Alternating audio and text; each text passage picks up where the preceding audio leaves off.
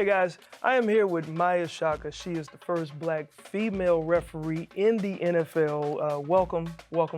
Glad to have you. Well, thank you. I'm glad to be here. What was that like for you to just go from being this PE teacher here and all of a sudden now you're repping in the NFL? Wow, it was just a sigh of relief by me being in training for 7 years for that.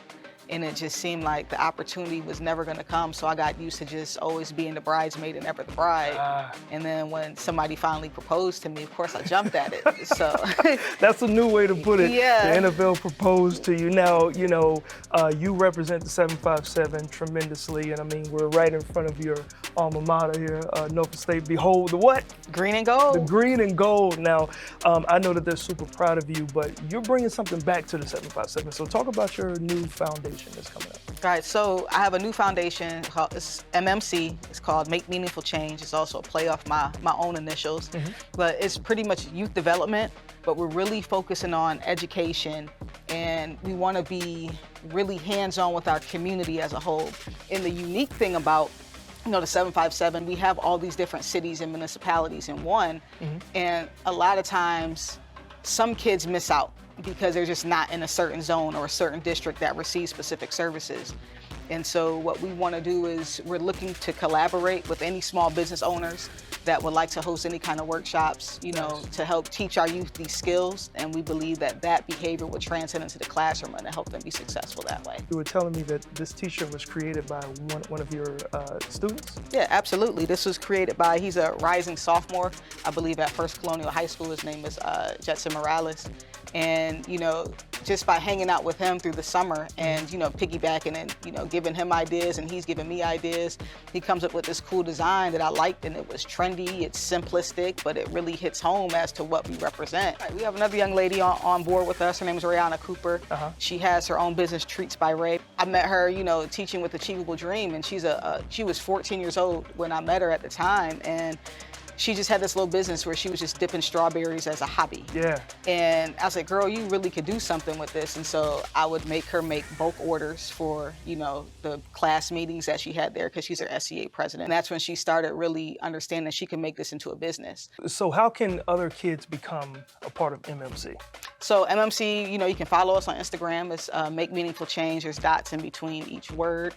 We're also on Facebook, mmc.org. Our website is makemeaningfulchange.org. We normally have a little fun on the show in a game called, it's fitting of what you do, Flag on the Play. Okay, are you cool with this? I'm absolutely cool with it. Okay, all right. So, Maya, the first thing I have to ask, is this a flag on the play or not? If you were with your significant other and they are getting out of the shower and they put lotion on every part except for the bottoms of their feet, is that considered a flag on the play? Absolutely not. Men got to be rough sometimes.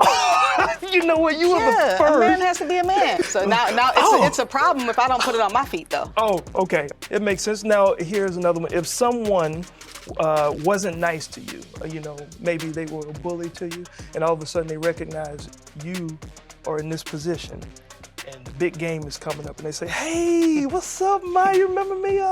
You got some tickets? Man, I'm throwing flags, hats, beanbags, belt.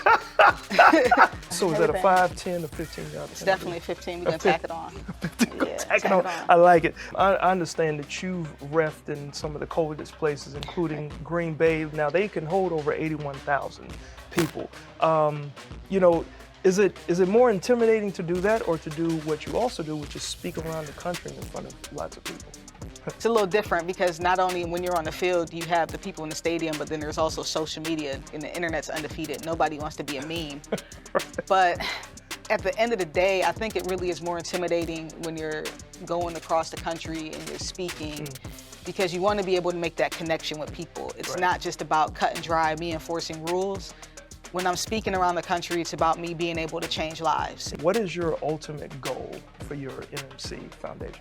So the ultimate goal is, number one, we want to be able to unite our cities. And then within our organization, we really want to be that premier youth development, that one-stop shop of we do it all, for our kids. Gotcha. But we want to be the ones that are supporting the youth and supporting the educators so that we can build up and, just move forward. Maya, thank you so much for doing what you're doing right here in the Hampton Roads area. We certainly appreciate you. Thank you for stopping by. You're definitely one of our Hampton Roads green and golden children. Thank you.